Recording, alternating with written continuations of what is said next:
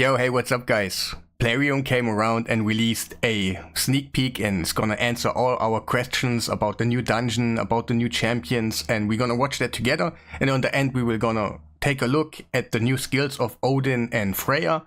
And yeah, just let's go ahead. Hey everyone, it's time for another sneak peek. And this one's gonna be special for all you fans of mythology out there. Introducing one of Raid's biggest events, the Asgard. Yes, and also I think it's the biggest event ever, like event dungeon. I really do like it. Really good job. Divide. Norse mythology has always been a major source of inspiration for our beloved barbarians, from their appearance to their spiritual home in the kingdom of Frostheim, a land of bitter cold, brave warriors, and ancient secrets. So, to continue that Norse theme, the Asgard Divide event will introduce 4 unique legendary barbarian champions and a time-limited event dungeon with a brand...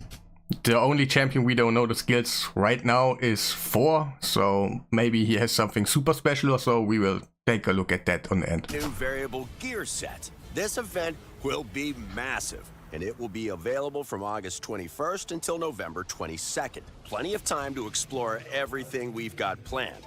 All sounds pretty exciting, right? Let's dive in for a closer look.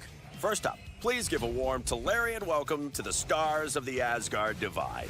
Meet Loki the Deceiver, Thor Feyhammer, Freya Fateweaver, and Odin Feyfather.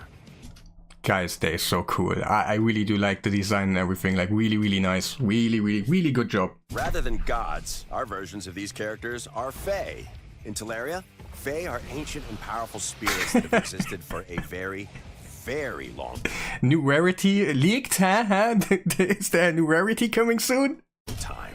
We won't focus too much on the lore here, so dive into their champion bios and check out the dedicated event lore for more. Now, for the really juicy information. How do you get these mighty champions?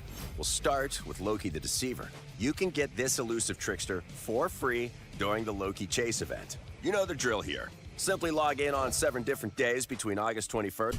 Yeah, we kind of already knew that, but now it's gonna be confirmed. Like, yeah, it's just a 14 days loyalty login champion. And November 22nd to add Loki to your collection. However, you need to have started the Loki chase by October 24th to get Loki this way. Don't worry about reaching day 7 by that point. You'll still have until November 22nd to get there. Just make sure that you've started the Loki chase before October 24th. We'll have a dedicated champion spotlight video for Loki where we'll dive into his skills in more detail. But for now, Here's a couple of highlights to get you excited. The chase rewards will continue past day 7 so you can get Loki to level 5 of Awakening as well. Really nice. Like, that's like 5-star is huge on a champion, and even with you when you're new or late game, 5 stars are like really huge. As a bunch of other sweet rewards in Phase 2. It works exactly the same as the Adolin chase. His skills are all about deception and misdirection, placing Veil or Perfect Veil on himself and his allies while manipulating buffs and debuffs. Oh, and he can completely evade enemy skills. Yeah, we kind of already knew that. Maybe you didn't, but yeah, it's kind of cool, but yeah. Yeah, you're not going to want to miss out. Loki the Deceiver will be a great addition to your collection for any game mode where you want to mess with enemy buffs, especially in Hydra and PvP battles. But where would Loki be without Thor? This mighty warrior is an all-out attacker, self-buffing himself with increased attack and increased crit damage buffs before unleashing a myriad of AoE attacks on enemies foolish enough to stand against him, and his hammer, Mjolnir. That really sounds nice. A new damage dealer that can pack some damage. That is super appreciated. And maybe there's more, I don't know. He'll ignore block damage and unkillable buffs and destroy... Huge! That is... Oh, it's really huge. You know, all those Leoriuses or those...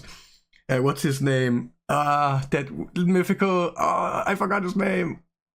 That one hitting kind, you know who I mean. Like, he gets the unkillable before you kill him, and with 4 you just kill him down. Nice. Destroy an enemy's resistance stat. He'll be available to summon from shards throughout the event, and he'll remain in the summon pool after the Asgard Divide ends. That applies to all 4 of these champions, by the way. They'll stick around and can be summoned well after the Asgard Divide. Did you hear what I heard? We can summon them afterwards. That is nice. There is no limited time to get him or something. You just later on, if you're lucky and stuff, you get him, and that's really nice. Like, I didn't think they gonna make it like that, but yeah, thumbs up. Yeah, I like it. Event comes to an end. A wise and steady presence on any battlefield, Freya Fateweaver will be available to summon from shards as soon as the Asgard Divide event starts. No need to wait. Go grab this defensive powerhouse and protect your team with some divine foresight. And no event themed around Norse mythology would be complete without the one-eyed wanderer himself, Odin Feyfather. This titanic warrior can only be summoned via special summon events during the Asgard Divide, so keep one eye open. Get it? One eye? Oh. Wait, can we only get him we will get only in the event? If I didn't understand it. Yeah. He'll also be the boss of the new limited time event dungeon, and he'll join the regular summon pool once the event dungeon is closed. Wait. Now I'm confused, like, why did they make such a special announcement, but then he will join afterwards? Like, I'm a little bit confused. Event dungeon? I hear you cry. Yes, this is a brand new time-limited dungeon we're introducing with the Asgard Divide. Nice, and I hope there will be more often on the end. To be honest, guys, that's what we need. Just a little bit of changing. Maybe use champions that we already have in the game, but it's kind of a boss scenario and some you know what I mean. Works like other dungeons. There's 30 stages with increasing difficulty and sweet rewards that can be earned on each stage. Initiating battles will only cost energy, so no special keys, no time or daily limitations, and you can super raid and multi-battle to your Of course we can super raid. Of course, it's kind of nice, but yeah. heart's content. So grab your 5 best champions and go kick the butt of whoever's boss. By the way, this new expedition won't be limited to just the Asgard Divide. Oh no. We'll be reopening the event dungeon for future large-scale events and introducing new bosses who are champions. Huge! Nice! That's what we need, guys. They nailed it. They nailed it. To be honest, it sounds really nice. Like, at the moment we get more bosses. It will be more, like, those are events at the moment and not just do dragon over and over and stuff. You know what I mean? Now we have something huge, and it's enjoyable because, yeah, you gotta figure out how to challenge those people, how to beat them down and stuff. Huge. Nice. Nice. I love it. Associated with that event. We can't wait to show you what we've got cooking. Nice. All right, we've talked enough about the event dungeon itself. Yeah, we got the skills right here. Wait. Let's get properly into its first resident. It's a little bit too fast to go, like, into all those skills, but I think we will take a look at those skills a little bit later on, or yeah, maybe he's gonna say something about it. Odin Feyfather. He'll rock the same skills as he'll have as a champion, plus all the standard boss immunities, as well as the temporal chain. Okay, see, so he is really just a champion in bigger form, but also he get like boss passives, like you cannot go on max HP is gonna be capped on maybe 10%, but maybe he gets the new one out of the Cursed City, I think, like Emios, for example, is capped on 5%, I think, and yeah, that's cool. And lightning cage blessings. At lower stages, he'll only have level... Wait. The temporal chains and lightning cage blessings. At lower so he got he'll only he got blessings, like nice. All right, that's in the future the other bosses will also have different blessings. Like sometimes we have to face smite now on a boss. He will inflict us with smite later on, like the next dungeon or something. We have level 1 of these blessings, but it'll rise to level 6 at the highest stages. Fear the Feyfather's power. Odin can and will constantly remove buffs from his enemies before landing precision strikes with his spear, Gungnir, dealing massive single-target damage that'll ignore defenses. Oh, and watch out for the new... It sounds hard, to be honest. Like, I saw he removed buffs and also put a stun on us, so that kind of is a nasty... Wait, that's a really big move. Like, woohoo! Alright. Berserk debuff Odin can place. It'll increase the champion defenses. Oh, and watch out for the new Berserk debuff Odin can place. It'll increase the champion's damage dealt and damage received. Wait. So I get hit harder, but I also do hit harder? That's maybe something that you want. That should be a buff, in my opinion. Like, I wanna cast that on my champion and just, yeah, you know what I mean? Make sure you read the in-game boss guide before you take on the Fey Father. If you manage to conquer Odin's trial, then you'll receive a suitably awesome reward. Wait. That isn't all. Huh. Alright, we get another pair of... It is not only the new set. Alright. Alright. As part of the event dungeon, you can earn gear for a number of different artifact sets, including a new event dungeon-specific variable set called Pinpoint. As the name suggests, it's all about accuracy.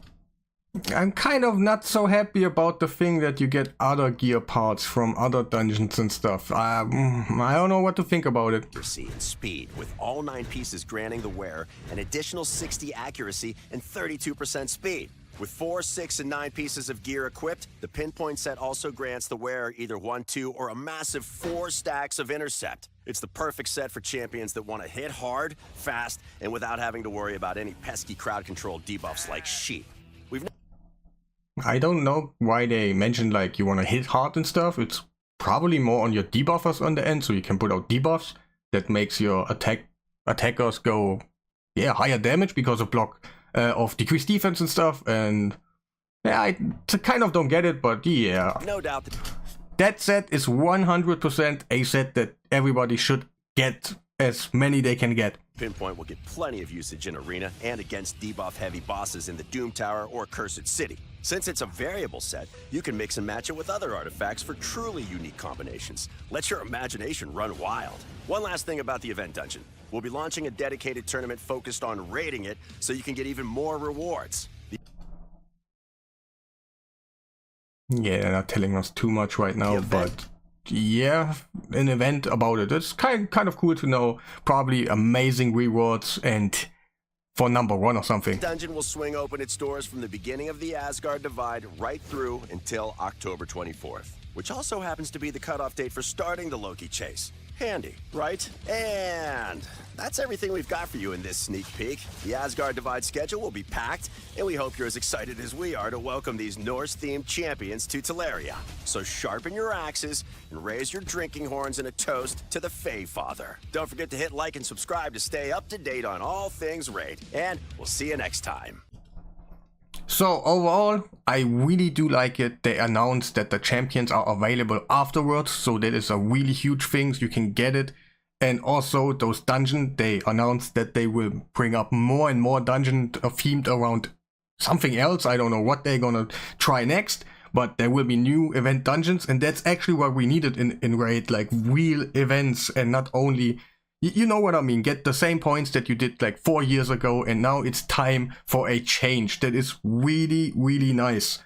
And yeah, let's jump into the new skills of those champions. Alright, let's take a look at Freya's skill. On her A1, she's gonna do an AoE that has a 25% booked up to a 60% chance to place a provoke on an AoE.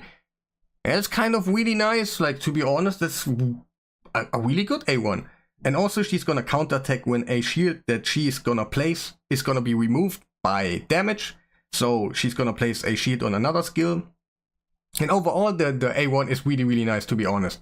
And yeah, places the A2 right now that can go on a 3-turn cooldown, places a increased defense 60% on all allies. That is really nice. And also places a shield buff on all allies for 2 turns. The value of the shield is proportional to this champion's defense, and also each target's champions makes HP. That could be really nice, like other champions that have a ton of HP, they gain a ton of a shield. So yeah, overall it's a really nice one. Increased defense also can be used for faultless defense, for example, and that's kind of nice. The shield on the same skill is always a little bit, yeah, not so good for faultless defense because they actually have to do damage on you. But also, like, if you do it the right way, you can easily use her in Fire Knight with that skill. Like, yeah, that's cool. And on her A3, removes all debuffs from all allies, places a block debuffs on them for 2 turns. That is really nice. Like, you remove all debuffs and then you put the block debuffs out there, so you will not get any more debuffs. That's really, really cool. Also fills the turn meter of all allies by 20%. It could also be kind of a go second, sometimes go first kind of champion in arena. So you go first, you turn meter boost. If you go second, you just go and decrease the, and not decrease, like just remove the debuffs and get your block debuffs out there. You know what I mean. And now on her passive. So she got a passive effect, increases the champion's defense by 5% each time an ally inflicts a critical hit.